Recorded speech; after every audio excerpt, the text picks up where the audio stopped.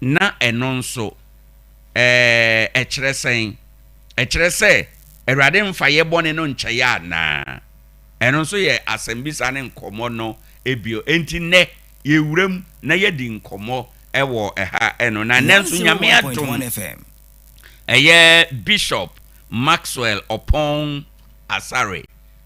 watena se ɛwɔ ha the Seventh Day Church of God asafomu ɛna ofi ɛba na nwumre ya watena se mema nadwo na yahwa ase ɛdi nkɔmmɔ ɛwɔ ha Bishop nyame asomdwe nka ho enka yenyina pa yɛda ase na wɔhwɛ akwaporo abeto yɛn megiri sɛ efie ne asafo no nyina ho yɛ nyankopɔn adaroma yo bibia dedin yɛda nyame ase yo ɛnɛ nso onipa obɛkenkan twerɛ no ɛde ama yɛnua Emmanuel Ansa ɔno nso ɛne bishop ɛne bae the Church of God 7th Day ho ena ono so efi ebaye Ima good evening. Fine. Na apomte saying nyame adom tie onye pa yo yede nyame ase yen hya ase bishop na yeni nkomo na no ode ye kwa adesua de ye hya ase apam dada ne mu ma ye hunu ye o kan ya ba besi se bone no kra ye wode aye bo apayo ena ye wode aye ni na ye honso bia na obi ani anya kwantie no ntino fa ye koye cheketua bi na kaye na ye meusi ene yi emu na ye nkoso amisa se ye bone Awurade de kyeyen ana se obetwe yaso. Okay. Yo. Na ansa na no yemfa empaibo emie ano na yenko. And mesema Bible reader any abompai na yashase. Right. Kwa wudinde yawe anadwe woni na diniye wa boye ho ban ya da so tinkwam mo Gyedie afisa we mu chechama so da abodwe mu wadumara kwantina ya da so tinkwam anadwe wodi yan aba se wo be fa yen so no waka wasampa a kire wo ma wo wo wiase na wo ma otanfa bonsama achi wo egu efiase a wo yirefu asafo Awurade Yankopɔn ankyɛn ama wate wasam no watumi atwa aba wasafo Awurade ya bompa ya de atiefo ina hya wosa esawo obama wona akoma wo Sompa FM sɛ de be ya wo pie furu wanu miamu a omoso de anije aba behia eja wakasafo a ya wako de hye wasafo Awurade Yankopɔn sa kasafa ne mu na kenkanfa wako mu sɛ de be ya wasam ebewie pɛ wo atiefo aso we na yesre e wo do ba ya hyo di mu nti amen. Amen. Yo. Enena Bishop, fire shase na ye recap na no de no kakra bi intentional ne unintentional consequences yadwene ye say eno ye punishment nyame na de ama ye no ye recap kakra bi wo ho na ye nwura ene de mu. Yo. Medase na Awurade nso nhyira wo pa. Amen. Na yen hyase wo baby a wo de ya hyase. Quotation bi wo Hebrews chapter 10 Hebrews chapter 9 verse 27 was it is appointed unto men once to die and after death Sompa judgment. 101.1 was na eda ho mo nipa se obewu preku na owu n'echi atemu wo ho enti enipa bebre adwene yo mu se jama wuwu ya na Nyankopɔn bu aten Okay. na odo akoto mu nsam gem enti jama enne kora no sa period ya ewu mu ya no jama nkofo bebre gubu nsam gem a wo mu hye na wo mu mbekɔ heaven nso wo mu kɔ but enya sa na tie. Okay. And there is a very long time gap between the time that you will die and the time that the judgment will come. Emre santin bi eda ebra onipa bewu ene bra temu no ebeba no ntem njo wuo ni de ewu ani ewu ebi no wu ya che ena sa bere ya nso ebi ewu ebi nso bekoso ewu kosi se Yesu beba but ewu ni de wo ho na emom no judgment na Nyankopɔn de bebre nipa de eno no enya mai e ba nso e be start pepepe. Right. Nti yo beko gem no obeko bunsam gem no ono no omu nyina beko ne pe ena ye beko Nyankopɔn ni mu so no ebere no so ye nyina beko ne pe. Right. Na omu mawu wo Awurade mu na bedin kan so ni nyina wo First Thessalonians ba bia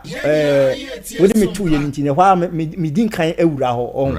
na me bia ya ba yachi na ya bebie bi nsem nu na nipa ni nyina atiase. Okay. Ye tie ne se ye behunu ye betimi atiase ye se boni bi wo hɔ a Nyankopɔn de che ena boni bi nso wo hɔ no mu a onfa ncha it depending on the kind of person I can wasem ena it depending upon the kind of sin Okay. Boni kro no anipa no ye no ene be determine se Nyankopon de ache no ana se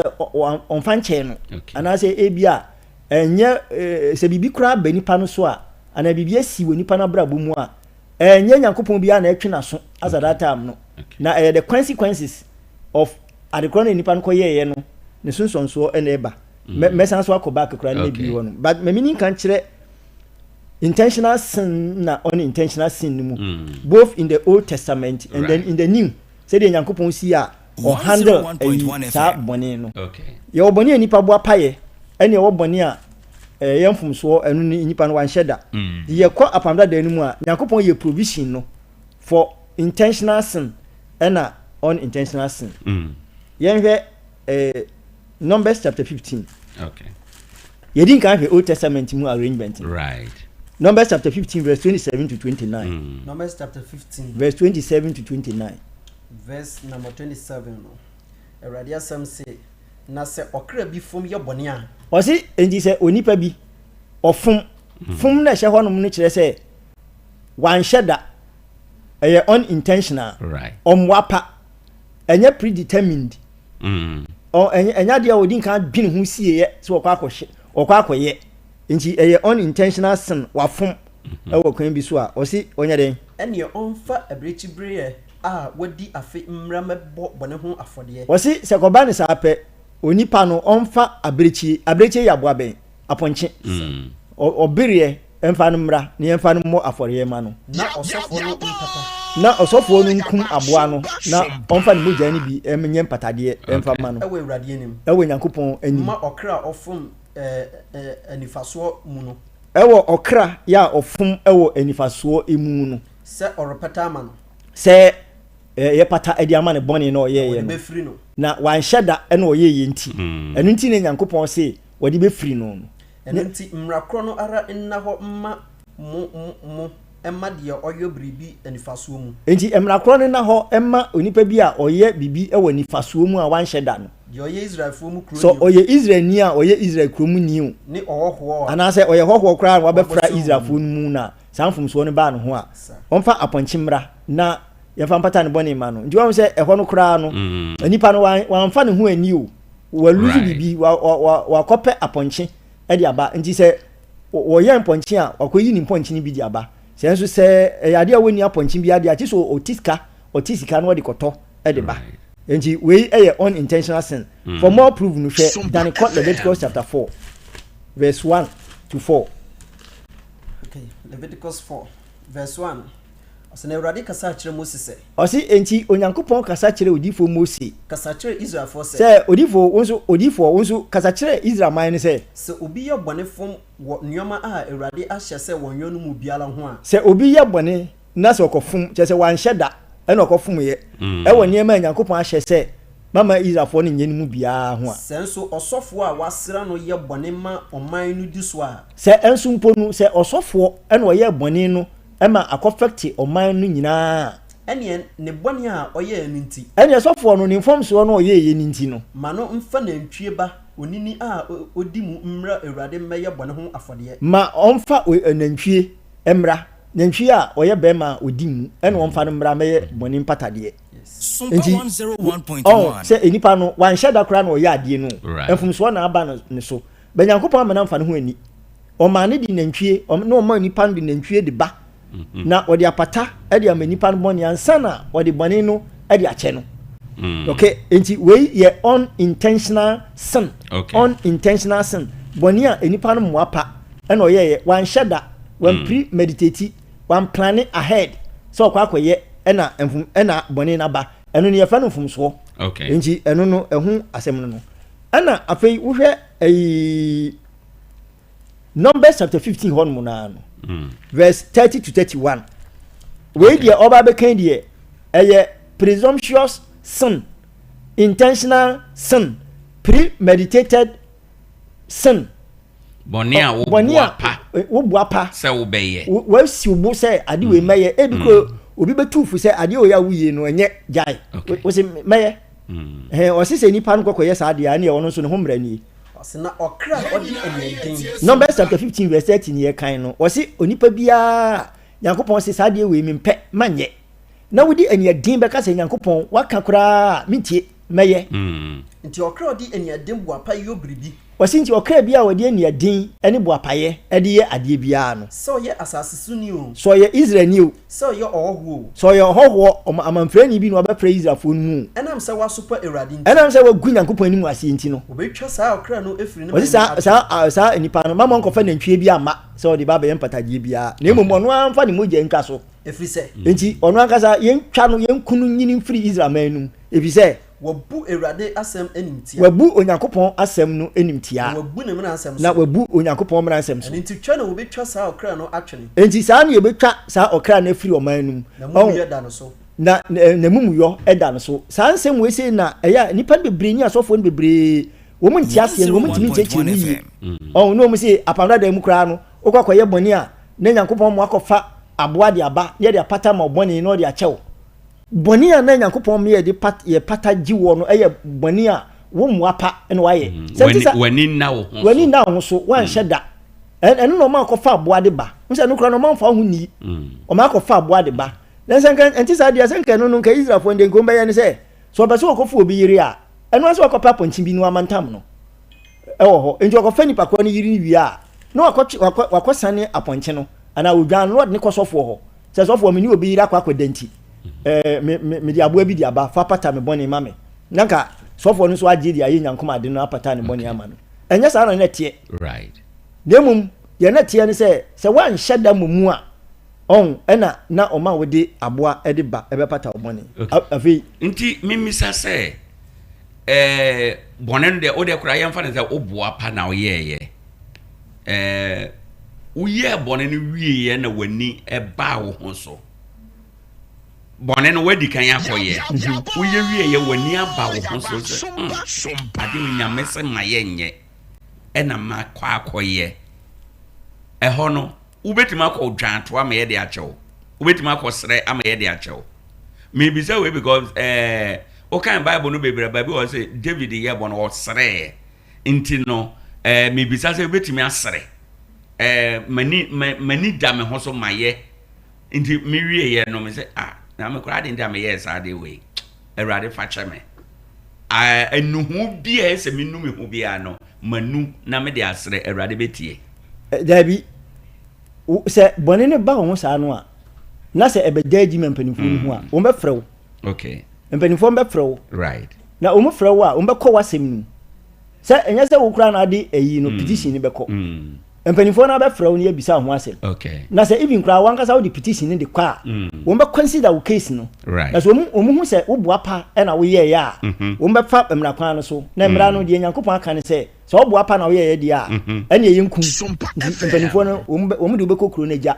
nya kwa ko si wabo ne akum apamda da mu de na mekan na se wo mu kom no mu se wan hyɛ da eno be ma wo kwan ma wo de aboa no de aba okay ti David de na wo de example no wo se David okofa Uria na yere ade o ye no so oboa pa na o ye ade no ba wo se Nyankopɔn twe na so o twe na so ade David ye pa no ani asotwe Nyankopɔn de ba no so no so ka se wo kwa koye bia wo kura no wontimi nyina no ntimi nyina asotwe na wontimi nyina asotwe na no akora no kura no a efiri saa relationship no bae no wo se Nyankopɔn ma kura no kura ma metena ase okay akora no ama na metena ase ana David nso wamfa no ho ani nya se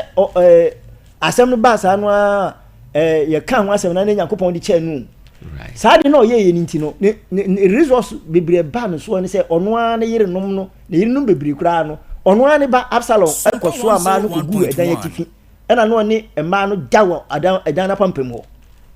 enti on resource ne bae no enti enipa no eya na bi ka se David kwaye bone ena Nyankopɔn de che no wadwene nsusonso ne bae no ho ana are you ready to face those punishments ne ba David so na ndi nsusonso ne bae ne nyame ne de bae ana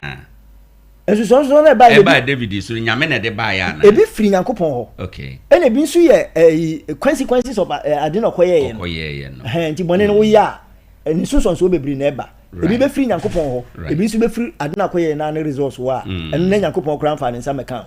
okay nti ye bana pamda apamfoforo mu a bone a ye boa pa ye ene bone a ye ni na ye ho so wa pamda da apamfoforo mu no eno so ho asem te sai ho na me be okay correct enti afi yenhwe New Testament ni mu so no concept no me buapaye boni nam de start wo New Testament ni okay Hebrews chapter 10 verse 26 to 31 Hebrews 10 boni a wo buapa en waye fan say Nyankopon aka say mam ye nkum nipa eno ni Nyankopon ne mra etoso nsia right that shall not kill ena de etoso enson no say that shall not commit adultery and say aware nti woni wo yire ti hon mo a mesa aware na wo ni wo yire ntem no enja no ne nkonko ware oba foforo okay obi ni yire ti hon mo a men konko huhu asem mu ne nka nkire oba ne se ja wukunu no ja wo yire no na adunbani nkohye o mutiri ma aware ni mu we sa wasa aware no enti wenu ye Nyankopon ahyede no ena mekeka no enti fanse de makeken emu bia na wabeji Kristo Yesu adi watena awurade mu for some time ena enu achi no ubuapa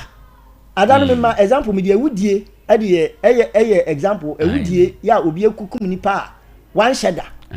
me ye sa example no ndi fanse nipa no we mini se obekum obi right fanse okwa sorry o we ye sofo wasum Nyankopon sa bia be 5 years kura na 10 years na akodu ba bi mpempenso obi se obi hu ye na hinti wagi waye na dwene se enipa no obekuno obi kura nya line no ka kire se mankuno ade na wokoye na nye wasi mintie na ode bia wakotwe sika de akodutwa sa enipa no waku nipa no enti waye bone no woye kristoni no ono ne ho asem yi okay Hebrews chapter 10 verse 26 verse 26 asena se yenya no kro ne mu nimde wasi se owonya be ye Kristo Yesu achiri di ni na be ye Christian na wanya no kro ne mu nimde na achiri na se enu achi no ya boapa koye bone a we yare ya boapa koye bone a wo boapa chese wo hyeda pa wonim se ade na okoye na nye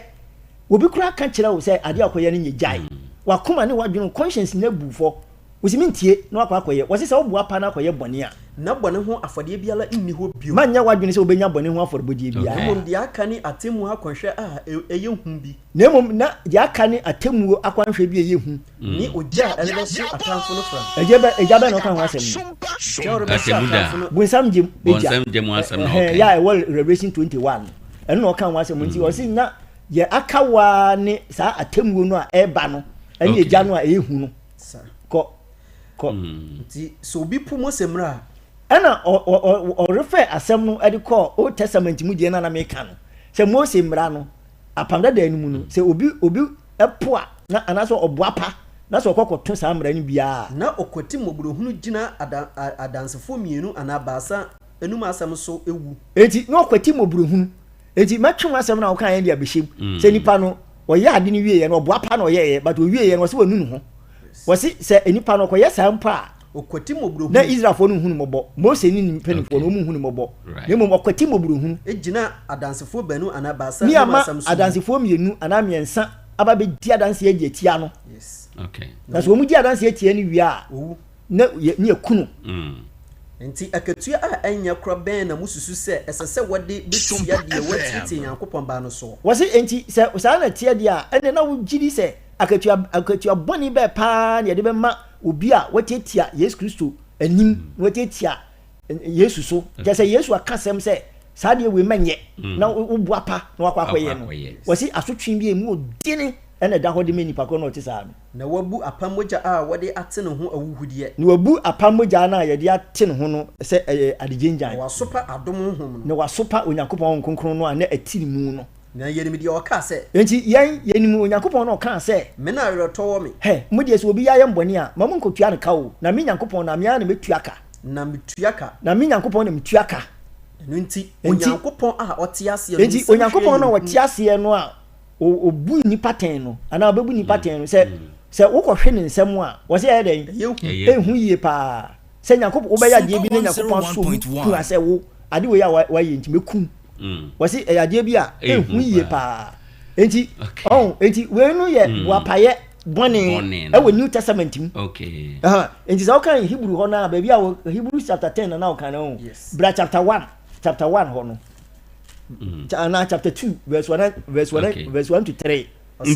okay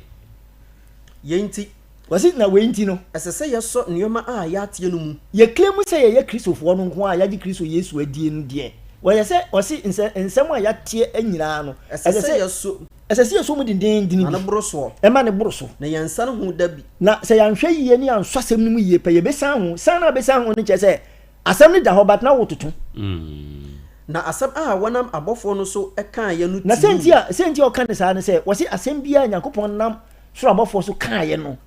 ɛwɔ apamfo dadaa no mu no asɛm no ɛtumi na mmarato ne asoɔden biara nya na ketua a ɛsa na mmarato obi ɔto mmerɛ biara yɛ bɔne biara tie Nyankopɔn biara no wonya ketua ɛsɛ no okay na sɛ onya aketua ɛsa na sɛ onya ketua ɛsɛ no a yɛn so yɛn yɛ brɛ mu so no anaasɛ New Testament dispensation mu no sɛ yɛn mu nkwagye kɛseɛ a ɛte sɛ yɛ sɛ yɛn mu Kristo Yesu nkwagye kɛseɛ a wɔba bɛwu di agye yɛn no a yɛbɛdwane afiri mu wɔsi na yɛbɛdwane afiri Nyankopɔn atemmu mu sɛ wontumi nwane so nti wei yɛ intentional sin ɛnwa asɛm ɛna meka no boapayɛ ɛbɔne correct sɛ saa na teɛ deɛ ne New Testament na mu no nso no yɛnhwɛ unintentional sin bɔne a wayɛ wɔ apanfoforɔ mu a wanhyɛ da ɛyɛ mfomsoɔ ɛna aba wo ho saa bɔne no Bible no mfrɛ no ayi o ɔmfrɛ no sin anaasɛ ɔmfrɛ no ayi yɛfɛ sɛ bɔne wɔfrɛ no mfomsoɔ hwɛ ahai Hebrews Galatians chapter 6 verse 1 Galatians 6 kan English no na we are working 101.1 FM Galatians chapter 6 verse 1 hwɛ saa deɛ wɔ yɛ nipa na ka bɔ mu no ɔho enti na ɛmatem biara no akristofoɔ yɛyɛ mistake yɛyɛ bɔne ahodoɔ bebree na yɛakwasɔre akyɛ but yɛsuban no ɛne ɛne yɛn no it doesn't reflect ɛwɔ Nyankopɔn asɛm na yɛtie no enti no tem bia bɔne a yɛyɛ nti just by nipa no bɛkɔ asɔre but ne suman te sɛ obi a wɔnkɔ asɔre na wɔn nyinaa yɛ pɛpɛpɛ because of nsonsono a wɔn mfa nto bɔne a yɛboa payɛ ɛne bɔne a yɛnhyɛ da ne yɛayɛ no yɛfa nsonsono ntum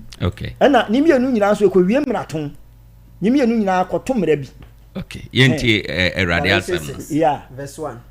brethren wɔse my brothers if a man be overtaken in a fault if some of you are overtaken in what a fault in a fault ye which are spiritual you who are spiritual men or spiritual people restore such an one in a spirit of meekness restore those ones who have attained fault in the spirit of meekness considering thyself and consider yourself lest thou also be tempted if not you also fall in the same temptation yes twi no wase saying hwɛ sɛ de osi ɔka wase ntimi nua no sɛ mfomso bi bɛto obi nso a wase sɛ yɛkɔ no woyɛ kristoni di a ɛnyɛ boapa yɛ bɔne na abɔkɔ akɔyɛ o but ɛyɛ mfomso na bɛba wabrabom enti sɛ mfomso ba bɛto yɛ mu bi a mo a moyɛ honhomfoɔ no montene deɛ ɔte saa no montene onipa a wɔte saa na mfomso aba ne ho no ɛwɔ honhom a adwuom nanso hwɛ wo so yie nanso wo kora na wo tutu nipa no foɔ no wo kora hwɛ wo yie na wo so ankɔtɔ saa mfomso na no yɛansɔ wo nso anhwɛ enti yɛwɔ mfomso hɔ ɛne ɛwɔ boapayɛ bɔne nti mfomsoɔ no bi bɛtumi ayɛ deɛn deɛ na obi yɛ a yɛbɛka sɛ yɛ mfomsoɔ ɛna memfa no ayi mmerɛ ɛtɔ so nson no ɛnsa awareɛ na menkyerɛ mfomsoɔ bi wɔ ɛnsa awareɛ no ne nkora bata baako ne ɛmu adwaman ɛnsa awareɛ no ɛyɛ mmara baako ɛsi hɔ no mɛkuta branches baako ne sɛ mɛmmɔ adwaman no kyerɛ sɛ ɔba a wonyɛ ne ho adeɛ no ɛne ne nna anaasɛ bɛrima a ɔnyɛ wo ho adeɛ nso ɛma kwan wɔ ne wo nna woyɛ saa pɛ wɔbɔ adwaman nti ɛno no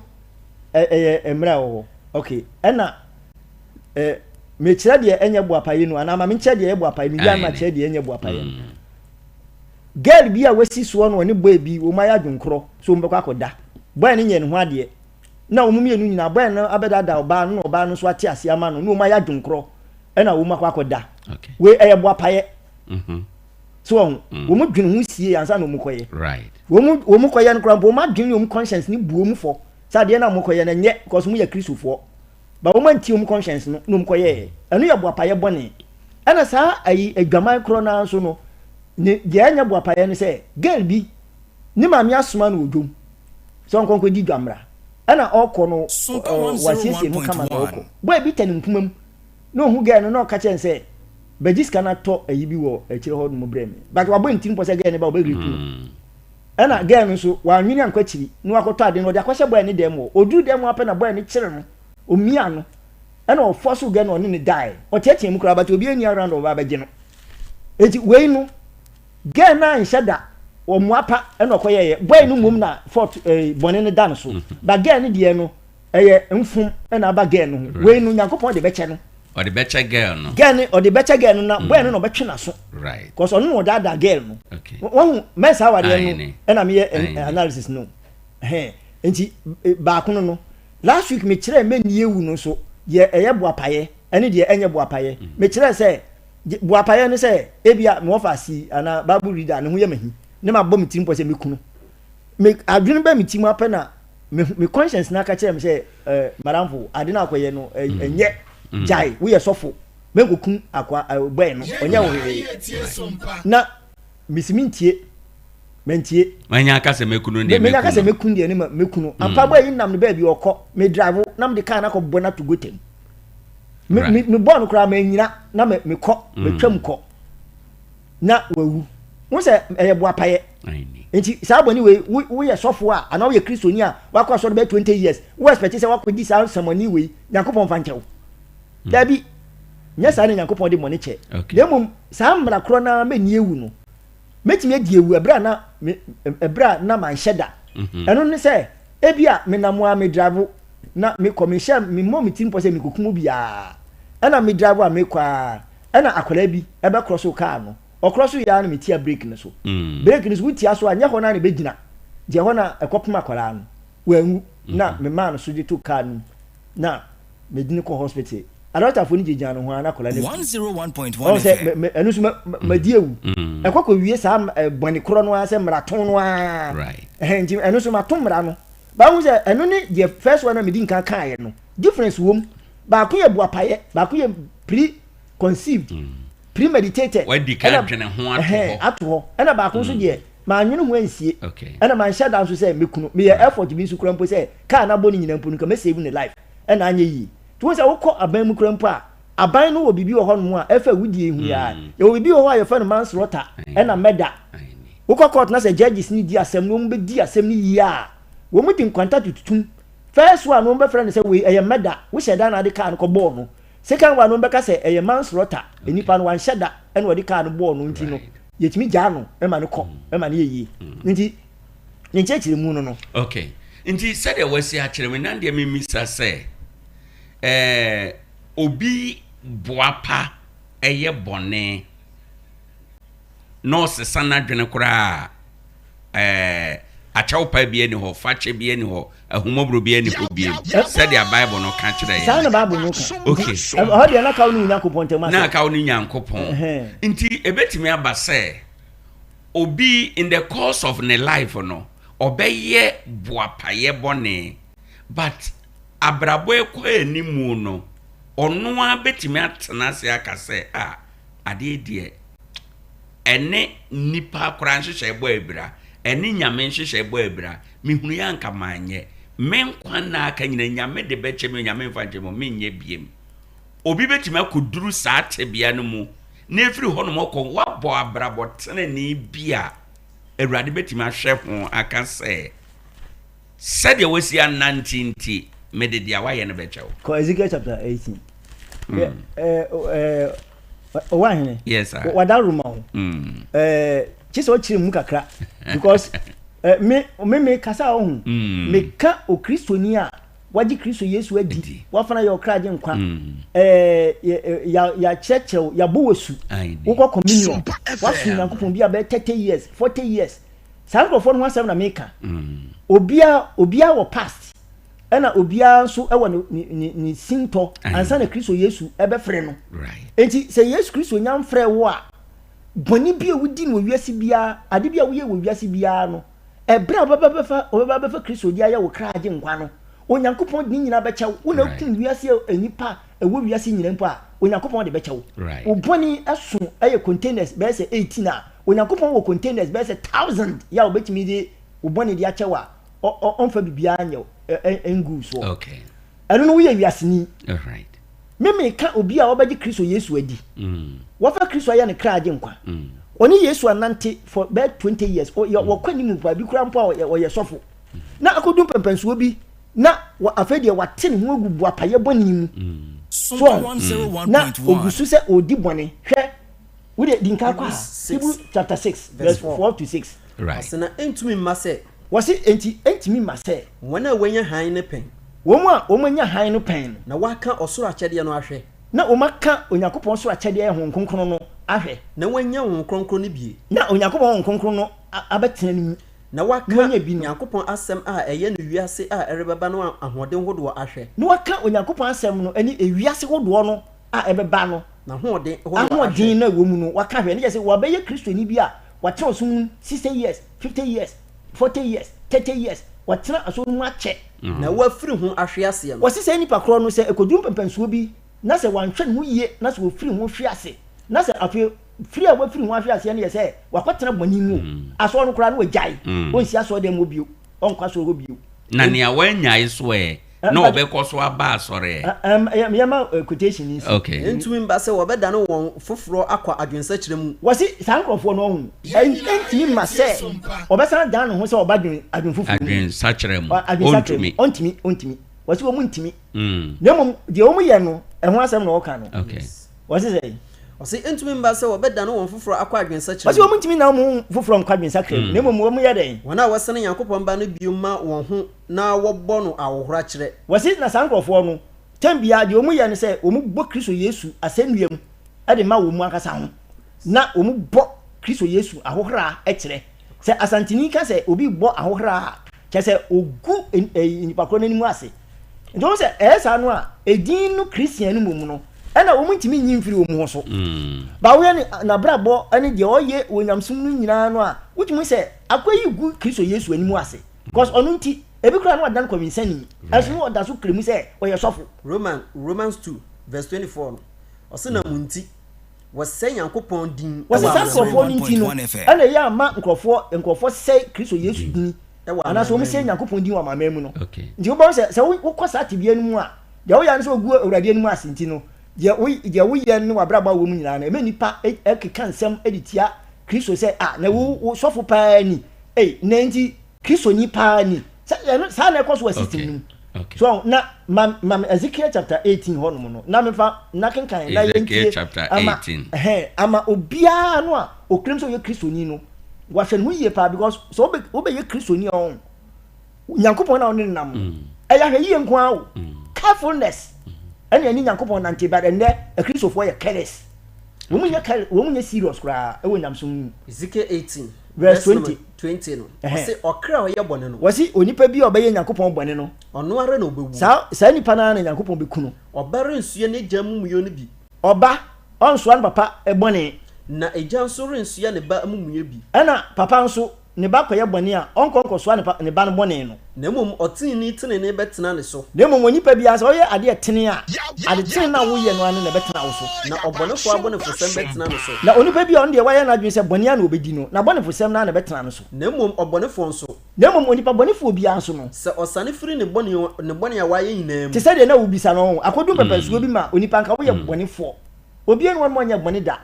ji waye bone na wa atranse no asesia no se no bone a mi ye nyina no ense emfata enu we jai sa bone ni nyina waye wadwen se obesesa wadwen obeji Kristo Yesu adi na wasesa wadwen na waji Kristo Yesu adi wabosu wakosore 5 years 10 years 25 years sa na woku anim kama pa correct nti so sane free ne bone a waye nyinam eji so nipa ba wo sane free bone a waye nyinam a na odi ma hyede nyina na wodi Nyankopon hyede so a eye atemudie wasi ni nyina o na so oye Nyankopon atemudie nyina so a na oye atenede a na oye ade tene a enkwa na obenya Nyankopon se wo muda enkwa na obenya na nemrato ade a oye nyina na boni na ani mrato na wo ye nyina sa na obesakra no ware nkai ma no bio Nyankopon kai ma bio ne tene a waye nimu na obenya nkwa eti efiri won mo ko no Nyankopon obebie new page e di amawo le firi won mo ko no wo tene a obeye no ene ye be record di amawo na pena mepe obonefo wu na Nyankopon se ompese onipa bonefo bia bewu e wasase so a Awurade Nyankopon asem Nyankopon na kasa nyame enye se osane firi ne kwan so na onya nkwa na mepe ade Nyankopon pene se nka onipa da sani bia be sane firi na kwan bone so no onya nkwa ene Nyankopon se ope nanso so otini sane firi ne tin no ho afa na obeka asem na wo kan ye no wasi afa otini ni wasum nyankopon sa 20 30 40 years wabedu stage bi krampa oye bishop oye pastor oye penini church elder deacon wasonu ana oye member krampa wakoso na che be 20 years 15 years wose say nipa ko no ekodu stage bi no oye den osane free ne tren ne ho na ekodu ba bi o say me nsum nyankopon bio na okoye abusudie na efiri won mo kono sanso dane no ho ekobani ni mu na okoye abusudie na enkane no eni achiwade na enkane no oye no a abonefo oye no a no so koye no te se boni ni no a obenya nkwa na wose say nipa no obenya nkwa na ne tren ni a oyo nyina e question no abisa no na je so obaso o kire say nipa no onya nkwa enti ampa so oka o say ne tren ni a oye nyina Ezekiel 18 ye kan no wose efiri won mo kono onipa no ne tren ni a oye ye nyina no ware nkai ni bio Yakobon se on kan ma nipa no bio na ne fom a wafonum so on kan tren ni ma ni bio jase papa na wo ye won fifi won mo no nyina no akowes na mo wose efiri won mo kono ne fom a wafom ne boni a obeto aso akoye no ne boni a waye no ani boni a waye no Yakobon ba ko be ko twe adada ni nyina de aba be ka foforo no oye no emu na obewu na sa boni na waye no nti no wuo no obewu Yakobon se obewu enti so oba New Testament ni mu a osanso ka sem bi wo 1 Peter chapter 5 verse 16 wo de kono senke ya de nkwantare to tunsem ni mu te se de mi yi a kaya dwumu ba ye kan nyam sum na kasa wo sum Yakobon na wonnim se kwan na wonnam so no eye correct pa wonni illusions bia wo ene nipa bebre ena wonya confused nipa bebre amane o correct sisi ya wo confused Christians bebre wo sisi nipa bebre amane nipa Kristo ne dia me ka se nipa bebre amane nipa dodo no agidi ye se Kristo wo no nti so ye bone no onya srenko ade a ene ho so hwe ya pepa bone no nipa bebre adwen no no krepa na wo ka no menyi uchi minim ni nyina hwe we kra yegusu aye kan obi beka se o adom Ephesians chapter 2 verse 8 wo se adom wori nam Kristo mu ade age mo nkwa na adom na Jesus dia benti no apepa ye boni nyina even boni aye nya ye kura no apepa sa na bi bebre ka but we Bible mu so a we say there are verses a ekira we say ubeye Kristoni a wonya boni bi ti say Romans chapter 6 on verse 1 answer na ye be ko no bishop me say we nhwe answer na yakọ 1 John 1:9 say me ko manya quotation rather was say ye kan ye boni kira hwa oye no kwa no training ni say o de be kya ye wona ye mfumso ndi eha no 101.1 FM ni jina bia won komo a ye di mu yi eye de we he ho kra na e wo me line mu aka me ba o be ba so ndi ye nkwe yes me ba ho no nya boni a obo apaye o e mfumso ne ba ho e mfumso ba be kinkan ho nyina enti kan quotation na me ko tu ye no Romans 6:1 osi enti afi ye beka se enti wa be Kristo ni wasi afi ye nka se ye ntena boni mu se Kristo Yesu di adom di aba enti wasi enti ye ntena boni mu na adom no nọọsụ ana na adom na Kristo di aba na nọọsụ ma ye ni ana David enti ye ntena so ni aso ye nsuma abusum ye ni ewu ye nsa aware ewi krono obi ade da wono akowia na osom busum na kuntokwa ni ade na osi yenye sa nyema we nyina na adom no nọọsụ na adom no nọọsụ ma ye ni ana David ana ono yi anu se wo bua wo be Kristo ni a wo ntena dum e ma sa bone ni nọọsụ ma oda na ye na ye wu ma abone na wo be Kristo ni a wo se wu ama bone e be de na ye be da so atena ase wo mu bio enti se wu a se na se adaka efunu adaka si woni entam wo nkotum mu a wonti fa ho nkoka adaka no na ase munim se ye mu dodo a wo boye na suko Yesu Kristo mu no wo boye na suko lugo mu enti quotation we wo ko ka se adom ni nti wo betena so mu na wo boni a wonya nya ekura Kristo di be eji achewa quotation we be chew 1 John 5 verse 16 osise obi hunu ni nua se oye boni a enko wo mu medin kan akire se ye wo boni bi wo ho no mu a eye mfumso ne wo boni bi wo ho a eye buapaye enti o kirem tu ni nyina ho so obekan wasem a osise muhu se munua muhunu munua bi se oye boni a enko wo mu osise muhunu nua bi se oye boni bi a enko wo mu a o mesre bra besre na onyakopa be ma no nkwa de ama wona woye boni a enko wo mu oni boni enko wo mu no anu ye mfumso no a anya buapaye mfumso boni no enko wo okay wasi boni bi wo ho a ekọ wo mu bra besre ne ye de bechew ana wasi boni bi wo ho a ye den ekọ wo mu boni bi wo ho a ye den ekọ wo mu enti boni be ne ekọ wo mu no ai buapaye boni no a yes ekọ wo mu nti wasi sa boni de ye den eno ho de sa boni no ho de menkase ombisa menkase bra besre na so ba besere kra me fa nchew efiri sɛ o se efiri sɛ deɛ ɛntini nyinaa yɛ bɔne ade bia ɛntini bia de ɛyɛ bɔne nanso bɔne bi wɔ hɔ a ɛkɔ wuo nanso bɔne bi wɔ hɔ no mu a ɛne de ɛkɔ wuom ɛyɛ boapayɛ bɔne enti man konkɔyɛ saa bɔne no na de wobɛkɔ wuom na ebi nso ɛnkɔ wuo correct enti afa na me ba quotation na quote yɛ so first John 1 verse 8 and 9 verse 8 ɔsena sɛ okay 1 John chapter 1 verse number 8 no ɔse sɛ yɛka yɛn bɔne a wɔse enti sɛ yɛka yɛn bɔne kyerɛ a ɔyɛ nokwafo ne tirinni ni sɛ ɔde yɛn bɔne bɛkyɛn onyankopɔn yɛ nokwafoɔ ne tirinni ni sɛ ɔde yɛn bɔne bɛkyɛn we sɛ translation ni yɛ konka so wɔn translate twi ni yie sɛ ade wɔn translate twi ni yie a ɔbɛka sɛ mfomsoɔ ɔn yɛka sɛ yɛni mfomsoɔ a ne yɛ dada yɛn ɔse na sɛ yɛka sɛ yɛni bɔne a deɛ wawi so bɔne no ɛna wɔnhwɛ yɛ bɛ confuse but ɛyɛ mfomsoɔ ɛbɛma wadwen sɛ bɔne biara but ɛyɛ mfomsoɔ ɛna wɔka sɛ yɛka sɛ mfomsoɔ ni yɛn ho a ne yɛ dada yɛn ho na yɛ dada yɛn ho na nɔkora inni yɛn na nɔkora bi ani mu na mmom sɛ yɛka yɛn bɔne kyerɛ a na mmom sɛ yɛka yɛn mfomsoɔ de kyerɛ a ɔyɛ nokwafo ne tirinni ni sɛ ɔde yɛn bɔne bɛfiri yɛn wɔyɛ nokwafoɔ ne tirinni ni sɛ ɔde yɛn mfomsoɔ bɛfiri yɛn wei yɛ chapter 7 chapter 9 no chapter 1 verse 9 no verse 9 8 and 9 a woka no Yes. enti woka to aso a na kokɔduru chapter 2 na hwɛ verse 1 no mema nkuma wɔse ntimi nua no wɔkasa mema nkuma apɛkyɛ sɛ wɔkasa kyerɛ asafoma no meretwerɛ yɛnum mabrɛ mu metwerɛ saa nsɛm wei de abrɛ mu sɛ na moanyɛ bɔne ma monyɛ bɔne koraa wode tie o wɔse ma monyɛ bɔne koraa na yɛ sɛ bɔne no koraa na ɛni sɛ ɔkɔkɔyɛ na sɛ obi yɛ bɔne a ɛna ɔto asoɔ sɛ na mmom sɛ obi yɛ bɔne a yɛwɔ okyigyinafoɔ bi na kyɛ sɛ saa wei sɛ no ɔkyerɛ wo sɛ bɔne no a yɛboa pa yɛ bɔne no deɛ mɛnkɔ nkɔyɛ koraa na mmom mfomsoɔ na ɛbɛba wo ho na mmom sɛ mfomsoɔ ba wo ho a yɛwɔ okyigyinafoɔ bi yɛwɔ okyigyinafoɔ bi ɛwɔ agya no nkyɛn ɛyɛ Jesus Christ a wɔgyina agya no nkyɛn ɔne ne ɔtene Yesu Kristo na ɔno ne ɔtene ne Kristo Yesu mu a na ɔne ne yɛn bɔne ho mpata na ɔno ne yɛ bɔne ho mpatadeɛ yɛ a ɔpata ɛde ama yɛ bɔne enti mfomsoɔ mmom ɛna Kristo Yesu ɔpata de ma yɛ enti ɛnyɛ boa pa yɛ bɔne ɛna ɔkɔdi bɔne na wɔde akyɛw Bishop obi a wahunu Awurade te sɛ deɛ ɔka wakɔ asɔre wɔyɛ panyini koraa wɔ asɔre no wɔyɛ asɔre ba so koraa wakɔ asɔre akyɛ a wate asɛmpa no ɛna ɔkorɔ ɛna wakɔ akɔyɛ bɔne a yɛka ne sɛ boapa yɛ bɔne yɛ memfa wei nto ho na memfa mmisa sɛ ɛno no saa no Awurade de bɛkyɛ na ɔmfa nkyɛn fi sɛ ɔsɛ yɛnam honam mu deɛ no yɛntu sa wɔ honam mu ɛna ɛnyɛ yɛne honam ne mogya na anya yɛne ahohom ne nneɛma deɛ kyerɛ sɛ yɛpere sɛ ɛbɛyɛ ade pa no forces bi nso ɛko ɛde tia yɛn enti no sɛ onipa bi mmerɛ yɛ mu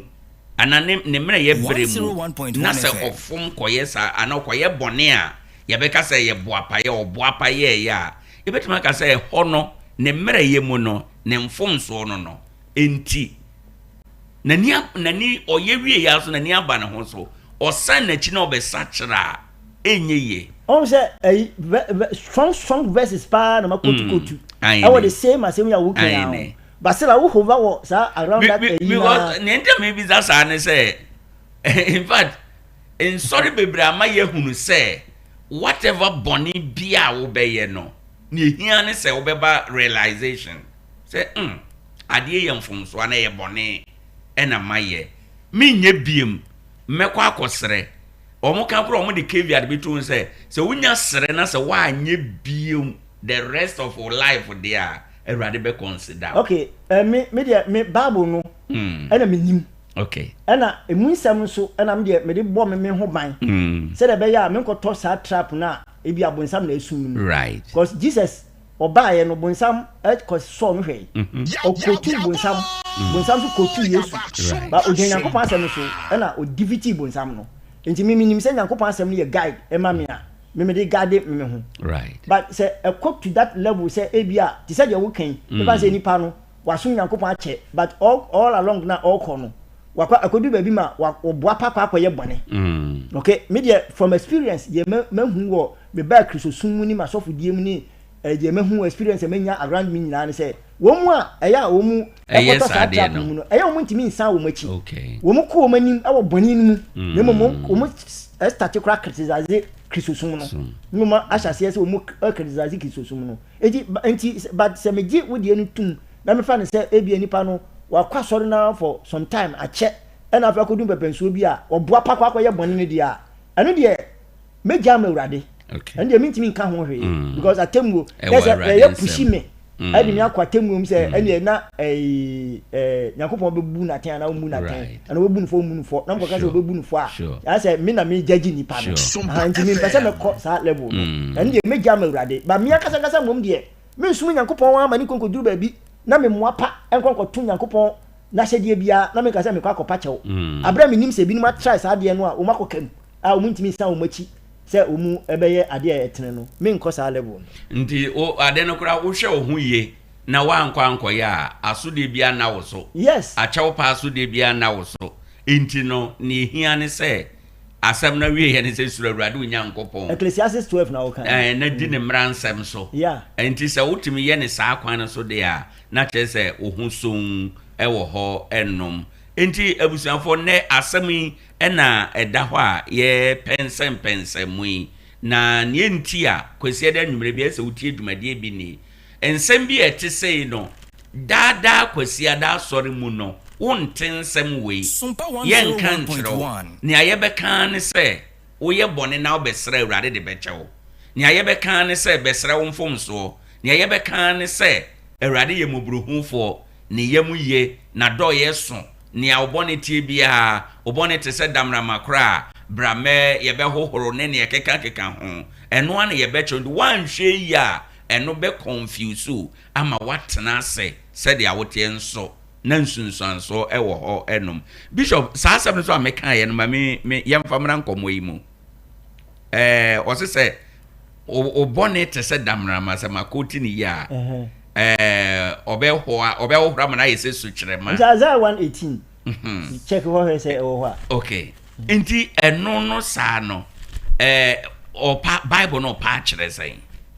saa asɛm no ehonti yɛnhwɛ ne Bible no ka ɛwɔ ho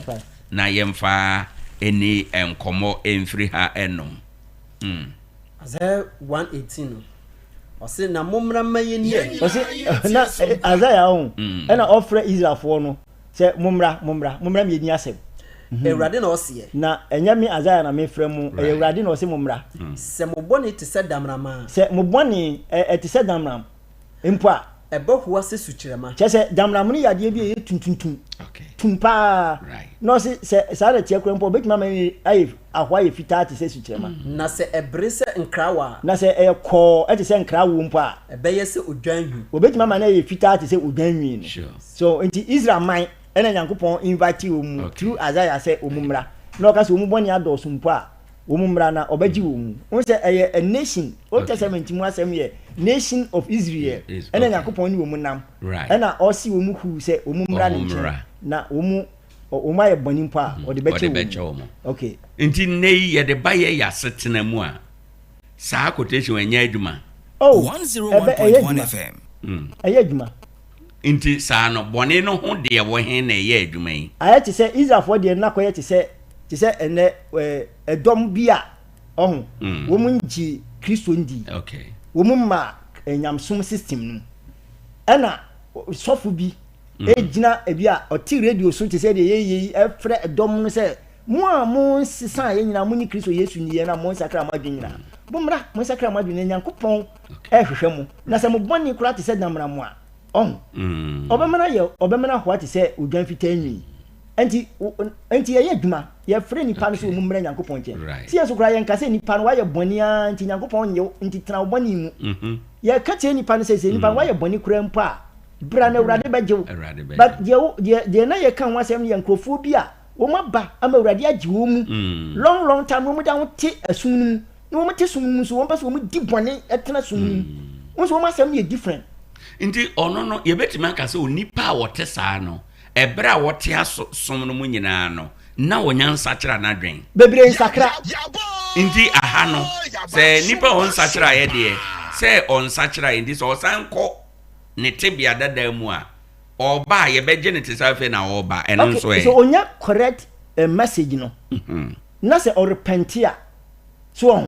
eno no obehwe ne ho yie wo mo nya correct message ni kura na wo mu repent no ya no mo ya careful mo abrabom but nipa bebre ho no a asofo no bi misinform wo mu ena wo mislead wo mu enti nipa no mo te san de ya fa ne se ono kura no wo nya true message no oh enti still no doors are open for such a person say obesakra na dwene abra obeti Nyankopon se mo no kura mu correct message no ye de we ne ye be de ne ye hu correct no afide enye correct no hwe nyamsom no ejina two facets so ene de wen enie mami ko two verses bi okay kan English Bible no Acts chapter 20 verse 22 Acts chapter 20 verse 20 to 21 no kan Revelation chapter 14 verse 12 Acts chapter 20 verse number 20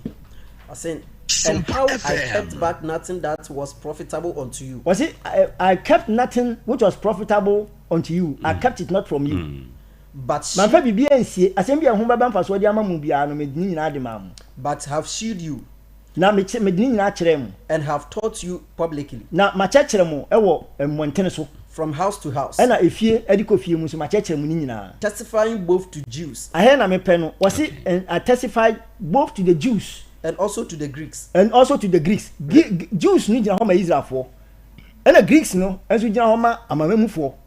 Repentance towards God. Enti ade a odi information odi call ye ni nyina no, e gina niam mienu so repentance towards God and faith towards our Lord Jesus and Christ. And faith towards our Lord Jesus Christ. Enti ye two repentance towards God. Sakra wa dwene ko Nyankopon so. Naji Kristo Yesu di. Sompa 101.1 Revelation 14:12. Revelation 14 chapter 14 verse 12, the last book of the Bible. Say ahana ahontifo bo asoto no. Was it ahai na ahontifo bo asoto ewo. Here are the patience of the saints. Wona wo kura Yankopon. Wo pe onkofo wo mu ye saints enya ahontifo Yankopon ba gi wo mu wona henie mu a. Wo mu ne sankofo we. Osi ho amoa. Wona wo kura Yankopon ahyede. Those who hold the commandments of God. Commandments of God ye de. Amransem du no. Yankopon amransem du no a. Ana de ni Yesu gidie mu. Ani Kristo Yesu gidie mu ti nyamsom na nkasa na gina sa ne ma mienu we so. Okay. So obagi Yankopon na sade ne mransem du nyina atum. Na wagi Kristo Yesu adi. Sa ne ma we mienu ne gina so sakra. Eno so ne bone. So obaya bone a efri sa mra we. Wanyi Yesu ani a waye bone. Eno ewo John chapter 16 verse 18 to 9 verse 8 to 9. John chapter 16. John chapter 16 verse 8 to 9. Okay. John 16 verse number 8 no. Awurade asam say. Osi na Awurade asam say. Na one de so oba. Osi Nyankopon nkonkron no so oba. Obeyi wiase aten bone ne tene ne atemu ho. Obeba beyi ewiase aten ewo niema miensa bi ho. Eye de bone ena de tene ene tene ena de ene atemu ho. Ene atemu ho obeyi o maten wo sa niema miensa we ho. Na bone ho de. Osi na bone ho de. Efrise wanyimi ani. Obeyi nipa ten ewo bone ho. Efise wo ma anyi ho ye ani. Yesu Kristo ani. Enti se wanyi Kristo Yesu ani a waye bone. Osi wo obeyi nipa ten ewo bone ho. Efise wo ma anyi Kristo Yesu ani. Enti bone edi nkan no. So obeka se me ni Jesus ni. We yes ape waye bone. Ana bone etoso mienu nso se obeka koto Nyankopon mra no. 1 John 3:4. Osi no bia na oye bone. Osi ewiase a yetie no obi oye bone bia no. Oye de tum. Oye de tumra. Efise bone ne mra tum. Na efise bone ani mra tum. Ani ebi abebisa se eye mra ben. Osi he who transgress the law, he who sin also transgress the law, because sin is the transgression of the law. Yes. The next one mean a definite article. We say what indefinite article, near what definite article. Definite article no means it is pointing to a particular law, or pointing to a nti we ni yemra ben ya. James 2:10. James 2:10 to 12. Na the obedi mra nyina so. Was it obi obedi mra ni nyina so no? Na obetum bia. Was it whosoever shall keep the whole law and yet offend in one point? No what dini now for. Definite article no you sue you 1 John 3 hono epie wa ha. Neke se o mra kro na o kan se wo koto a waye bone no ene obabobo wa ha no o se no what dini now for. Was it enti obi obedi samra we obeto samra we bibia na wadi samra ni nyina ho If say emra na o ka se emra no ba ko ka kire wo se inside awade men kwa ko se obi aware samra no so ka se samra kro na ba ko kan se men se obi aware no o kan so se niewu samra no so ba ko kan se men kokum nipa eni nti se won sai awade enti se won sai aware na wudi ewu a na se kokum nipa na wa yamra ni hina atofo na samra na ba ko kan se men sai aware na men kokum nipa no wato samra ni nyina abum Bible mu so no emra bie ni hon mu a wo Bible mu a ba ko kan se men sai aware na ba ko kan se men niewu eye Yakobon mra nsem du no Deɛ ɛtɔ so nsia no kɔ Romans chapter 13 verse 8. Deɛ ɛtɔ so nsia no ɛna ka sɛ menkum nipa. Ɛna deɛ ɛtɔ so nson no ɛka sɛ mensa awareɛ. Enti yɛni mmara bia wɔ Bible mu a ɛka saa nsɛm no gye sɛ Nyankopɔn mmara nsɛm du no. Na ɔkeka bi aka ho enie. Ɔse na munni obiara ka. Wɔse nti asase wɔ esu no ana Kristosum mu no wonni obiara ka. Gye ɔdɔ a mode dodɔ mo ho. Gye ɔdɔ ya wode bɛdɔ me ne ɔdɔ a me nso mede bɛdɔ. Na deɛ ɔdɔ ne yɔnko no awie mmara no so di. Na obiara ɔdɔ ne yɔnko biara no wɔwie mmara no so di. Nti ebinom timi quotation ne soro ha ya na wɔse mmara Jesus de baayɛ no ɛyɛ ɔdɔ. Ɛno ara nso wɔbɛdɔ wo nua. Na mmara no mu wɔ ka sɛ. Wɔse na mmara no mu no ɔka sɛ nsɛe awadeɛ. Mensa awareɛ. Niewu. Meniewu. Mmɔkorɔ no. Mmɔkorɔ no. Ma wani mmara adeɛ. Mɛmu ani mmara yɔnko adeɛ. Na sɛ mmara asɛm biara ka ho. Ɛna wɔse mmara bi ka ho na no amobɔ din wɔ ha. Sɛ mmara bi ka ho a waka abom ahyɛ yaka ne nyinaa abom ahyɛ asɛm baako mu sɛ dɔ yɔnko sɛ wo. Dɔ yɔnko sɛ wo. Nti ɔdɔ nyɛ yɔnko bɔne. Na ɔdɔ ɛnyɛ ne yɔnko bɔne. Nti ɔdɔ ne mmara no so di. Nti ɔdɔ ne deɛ. Mmara no so di. Ɛna ɔdɔ ne deɛ. Mmara no so di. Correct. Enti oso ho. Ɔdɔ ɛne mmara nsɛm no esu die. Enti sɛ wo dɔ me dɔ wo a me ma jo yiri o me ma fa wo yiri. Ɛna to so nso me dɔ wo a me ma fa wo TV nkɔ. Ɛyɛ ɔdɔ. Me dɔ wo dɔ ma me no papa ɛte sɛ wo ho a wonkɔ buru wo mu. So wo dɔ yɔnko a wani mmiri na deɛ. Saa na saa mmara no te. Enti teachings correct pa no. Ɛne sɛ wo be teach nipa no Nyankopɔn mmara no. Ni wa kyerɛ ne Yesu Kristo didie. Because Nyankopɔn mmara na kasa saa mmara nsɛm du no. Bɔni bi obeye wo wiase bia na bɛkɔ akoto baako. Okay. Ɛna ewiase ya nso no ɛno ne mmara a ɛhyɛaseɛ na mmara foforo bia wɔ hɔ a ɛno abɔbɔ so. Ɛturo bi ne yɛka obi si na ɔpɛ sɛ ɔkyerɛ sɛ Nyankopɔn mmara nyinaa ɛyɛ 10 pa na da bi. But ɛno no yɛ one code a based upon that no na mmara nyinaa ɛbrede. Me da say.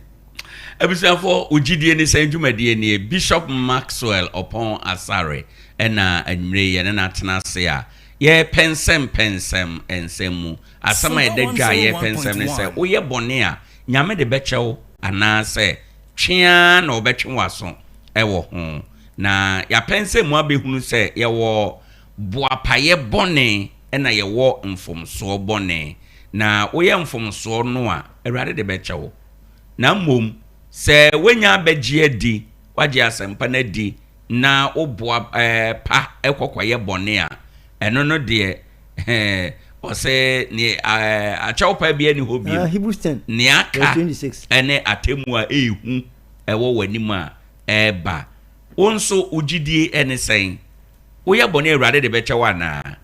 onyame batampai wodonfom so bechewo ana se twea na obetwe waso na so twea no ubenya no wo henfa na obi ye saa bone na obetimi adan ne ho na wasan aba beye adetene ne ana anwumre ye bie kwan na to ho na nso de wasan bisa oni a o kan fo aso e de aba abeka ho 0546 618774 0546 618774 ena 0260 196062 0260 196063 na abusuafo wabo awuram wo question ubetime bisa the bishop akan o kan bi akan ne de no ho ana se onti bibia se ye nchechiro mu wo quotation bi na opese ye kan na odi bisa asam a ne nyina no ne bre enie ubetime afre na waba aba ababisa bribi ewo ha bishop ye twen se obi beba no mimisa se asofo no bi so kyerɛkyerɛ sɛ ye wo bɔne bi awrade de bɛkyɛ ɛna ye wo bɔne bi awrade mfa nkyɛ sɛ bɔne bi wɔ hɔ awrade de bɛkyɛ de a na kyerɛ sɛ obi yɛ mfomso a ana obi yɛ bɔne a na hunu brem na awrade betim de akyɛ no menim saa na Bible no ka sɛ bɔne bi wɔ hɔ awrade de bɛkyɛ ɛna ye wo particular bɔne bi a na de awrade mfa nkyɛ wo bibi saa wo twere no mu Yes. Matthew 12. Okay. Matthew 12 na saying. Matthew 12 verse number 31. I see yenti. Mese mo say what the bɔne ne abususɛm nyinaa befiri nipa. Na honhom ne na honhom ho abususɛm de wɔre mfa mfiri nipa. Okay. Na de obekesa tie oba onipa ba no. onipa ba befiri no. odi befiri Na de obekesa tie honhom kronkron no de wɔre mfa mfiri no wiase ha ɛne wiase a ɛrebɛba no mpo. Okay. All right. International say. Bɔne bi wɔ hɔ no mo a. Bɔne bi wɔ hɔ a. Bible no kura ka sɛ Nyankopɔn fa nkyɛw. Aha yi kura no fa nkyɛw. Ɛna ɔso ayi ni mu kura nso fa nkyɛw. Ɔfa nkyɛw. But ɔno Nyankopɔn no sisi ano ɔmpere no ho nkyesi obi ase ɔkɔtwe obi ase. Okay. Dabi ɔmpere no ho sɛ odi obi akyi sɛ ɔkɔ akɔtwe na. Enti ɛnyɛma ya na ɛba enipa maso no. Bebre wɔ hɔ no mo a ɛnyɛ punishment of sin. Okay. Ɛyɛ consequences of sin. I'm saying last week. The last time I ba ha no. Ha me church sa eyi ni nyina mu say there were consequences of sin no. And there were punishment of sin and so on. Right. Now punishment of sin dey and we be see ewo atemudem. Okay. Di Nyankopɔn ha no ho sisi a obi a ho say okwa akɔchesi obi a so okwa akɔtwe na. And not the consequences and the nyame na de ba. There be and the bɔne no age say what to board ya bo wall no. E bounce back onto you. Oh, it is a we are bɔne a ebe san echi aba wo so. Yɛmfa ne say in the bishop will say ubetimi afre 0546 61 8774 0260196062 and also ubetimi afre bishop na wa no go so. Yeah, fan say obatan bi a one ne ba ewo akora na di be say 6 years. Na maame no wa no ankwan nti wa twesi wo no pese otade bi wo anim ha ya no. FM. Ena ne ba small game okọ no waka che game say hwe na wamfa wonsa nto nkwan nu na say wode wonsa to nkwan nu mu a wonsa ho nyina ebe hyehye na wonsa ho bewro na osan so ka che akora no say wode wonsa de to nkwan nu mu a me ba mebo mu metawo mu ana ma me ne gya akora no ho na okoto ade no ade aba oba ye na ne ba ne de nsa de ewura nkwan nu do yi akora ne nsa no na ne nsa ne ho nyina awro enti akora ne nsa no a awro no consequences of ensana kan o dey nsatun so do you say what dey immediately na wanya resource bi ana ma me so ka che ni say so dey nsade tun kwan mu a obeta nu e je say odin nsade tun kwan mu a obepanish no e ji say ma me ne ba na say osan so betai enipa on ba mu a akora na nya consequences of what she did no Sompa 101.1 and wasan so nya punishment ni bi je ne ma me abonu. So, nti say akoye mienu. Aine. Correct. Say me de ba Bible nu mu a Adam ni Eve akwati duaba ni bi di ye wo Genesis chapter 3 no. Won say woman ni te. Enti anu ye consequences of what they did. Woman ni te emom hu say omu da deja. Ba Yakobon kan ti omu say so omu akwati duaba ni bi di a omu ebewu. Okay. Womu ti duaba ni bi di ye no ehọ na omu angu. Adam kra onya be na 130 years ansa na owu. Don't say eno so ebayo. But e chere ansa na eba. But ebayo woni brimu. Sa na punishment no any consequences no ete. Okay. So in this year so we are boni a fan say our adwamammo. So wo bodwaman a wo betime nya yare. Na nya Yakobon na o punish wo. Wo betime nya syphilis ni gonorrhea ni other kind of STDs no. Ubenya ubeti kwenya ewu na enya Yakobon na opanish wo ana opanish nipa no ade no koye no ne consequences ni bi na aba nipa no so. Okay. Enti se bia nipa no na on sakrai nti na obosa abra no na okonya sa yare no a na bia enu achi onya yare no ma yare na betena no so enkoe na odi aba wura Kristo sunu a eno no se sofo bompa ye ma se bi o report to sofo se mi wo sa yare we nti bompa ye ma me a se Yakobon pa sofo betima bompa ye ma no ma yare na firi nso akọ etimi sisa aturo bi nso sofo be bompa ye wo wiase nyina nkura mpo a sa yare no enko se ye AIDS na betena no so a ebe ye HIV ebe kunu enti no anu achi no enkwagye no ebe ba watemu demu de ne nsa betimi aka but na consequences ni de aba betena no so. Right. Sana sem ne tinti no se yɛde nkwanta de tutu ni nyina mu na yɛti na inti mpache wo ha no ye san twetwere mu ma ye nhwɛ obi a wabɛgye asɛm na di bere ben ye bɛka sɛ onipa na bɛgye asɛm na di ɛsɛsɛ sabra nipa no wabɔ asu ana ɛsɛsɛ sabra nipa no wokɔ communion ana ɛna de na ɔyɛ a ye bɛka sɛ wagye adi inti sabra ne de se oboa pa koye bone a oni ano yie bia biem ewo ho enom. Okay, yenhwe Acts chapter 2. Okay. Verse 38. Ni nyina mu no wobetime afre 0546 618774. Act 2:38. Okay. Asena what's here no? Maybe Pentecost that be. Right. Afia na Yesu Kristo wu mu no. Because about 33 AD and about 34 AD more no. That year Pentecost mu no. Nipa no bebre free amama bebre so eba Jerusalem so mba be right. Feast of Pentecost no. Okay. Bishop Mpachoma yene obi enkasa ansa. Hello, good evening. Good evening, baby Okasafi. Okay, my entire one you marry. More wa one day. At the knees are built of one bed now. Nimpa said that I'm poor, Nimpa to go there. About the one I'm not sure. Only since the software comes, me and I use this and what to say. Then 1-5. In the first could as happened no Nandi ever Dennis 11. The matter so like to make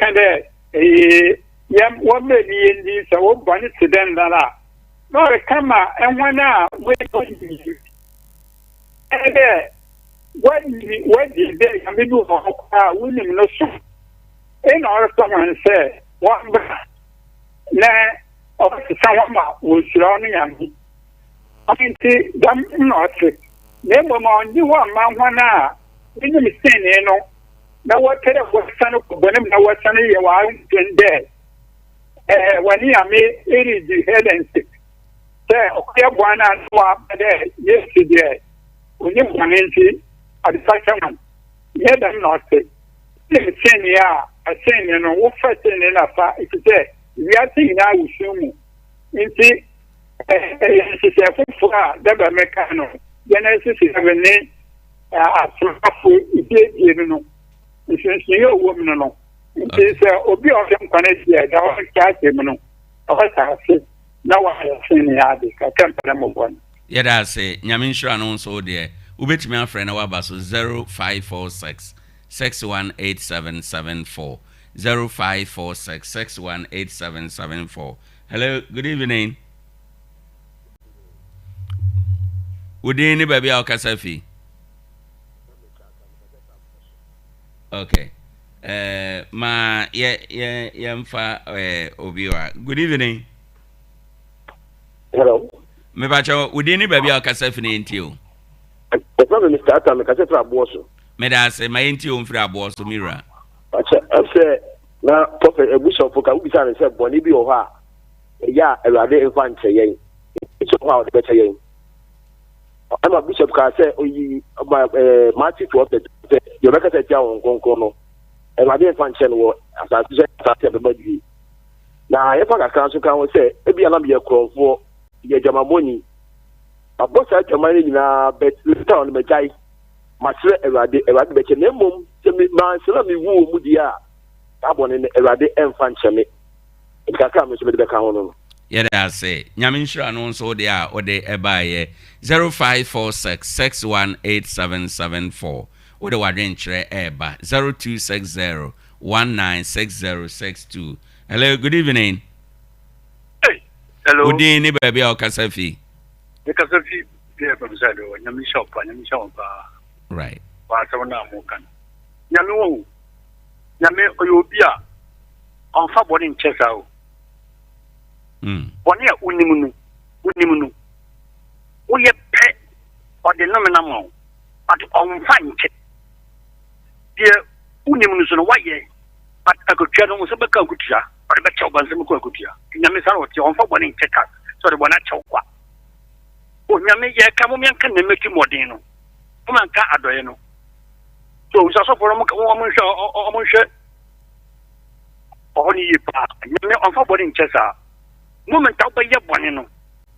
If you could tell me what the Unimu or the Mosas is. But for one in Chesa, so who you are better, but no, punches and puncho. Why? Okay. I mean, as we can come. And council. Yet asene wadrentre 0546618774 and at 0260196062 0260196063 mebacho ni nyina o frena waba o question bi a obetimi abisa o contribution so a obetimi de aba beto so ye bisa se awurade wo ye bone a o de bone no chew ana se omfa nchew one o twea na obetwe waso e wo bone na wanya ye no ho bishop de afa bible no mu bebre apam dada ne apam foforo mu nanso ye bisa wo nso se wonte ase eye de wo hia se na osi ti asem na se na osi hunu no o gidie foforo bi wo ho ana. Hello, good evening. Udi ni baby a okasa fi Sanai my inti umpacho ewu de second case 13 wana second 13 okay, Jimmy man were better. Na okwa amuni mo num ho ekono oparo kwa no mo nsano do. But onye bi mo che ni nkwa no ya ni so. Okay, chende na ya se mi nko fi na ko di na no. Okwa di na when said ya me dem ye anase ofa na asori pani wa kan. Oya wo che ne kwando no sa ko ni ko di no. Okwadidi ono me na anko maybe you feel hey wewu abobo no wokoni second 13 hono on ntime yen me de dafa on de oni ma ko fan papa na ne tamne ye keke dabi o ye bia o kapa odido on tsa dem notice kakam pele me bodio yeda se nyame nhira won so ne wodi a ode eba yemfa obi foforo anyimre. Good evening. Hello. Me ba che good evening. Fine, no. Udi ni baby a okasa free. Oh, your friend Mr. Ennis, you Tracy Dinner Chief. Me da say my inti wanyimre. Oh, when you be the stuff for us, the stuff for us I want to check. In fact, Oriama Takamai. And I want to wait Sompa in fact, it's a chili do. The other cast of in a section in Pra. You can make a Bonia, what does from Yasino. Okay, can do that too. Because the person so Bonnie in Gyedie. They are suffering protection in Pano. And I'm in Pano Square also one thing, but we can worry about them more. Now, so a kid, Bishop Asari, and chair. Order my hand here. Say, I can put paper and Bonapa and Bonapa can do that too. So I also in there. Papa, no such simple. The way put also a Christian or a Jimmy. In fact, in Chechena, I come up. Now, 7 young media friend. Now, for the Chedemo. He don't go Bonia. No, I put about so few 1, 2, 3. Passing to me also now for the action. No, or start also. But when them. And if any person why should I been checking that so Adam if but no sir now compensation David or Yebi sir now compensation I don't know how I could for here in my fide yeah now pay up on the chain I had not been it it's so fast so what shame I mean that but you know pass and grandpa yen so ye da se nyame nhira papa and o dia o de buy abusanfo I think say at this point no meba bishop ho na ode nana no gu asem so a all can have wi a ya ye ahoboa e de enadwumadi aba awie bishop afrefo no aba na o say encheche no emudo na sei na obi e kire de a ene na nka boni bebrebe no ka no bebrase no krepa ano bebrase nti ncheche no adwuma na wo ye na so eni so atiefo ani nti na nka wo ma ya kan menim se wo be kan na nka 38 na o question so kra mbo me me I say I escape me but ni nyina mu no ya tiefo na ba enkomo no ye ya ahobo de apon de na odi gya yen efa bone eho na ye de akotwen nyame ya adoma next week ya sign ababiem me say eyi o wa hene senka ya dia ho san yankopon hihye ya wo babu mu senka ya dia ya di adwuma anka asomdwi wo ho fansa ya ti oman bi mu obi anwia obi a wade da ho a obi amfa wo yire wo ho a obi amagye no obi ankum ni nua ka wo hwa what a peaceful world ai benya tinem so but we nyina wo nyankopon asem num but enipa no wo mu nyina bu omani aguso wo mu nim ana wo mu abu omani aguso bebre nim because asor no on asor mu kura mpo no asor mu nesese nke chechire nyankopon mra no ema nipa ne te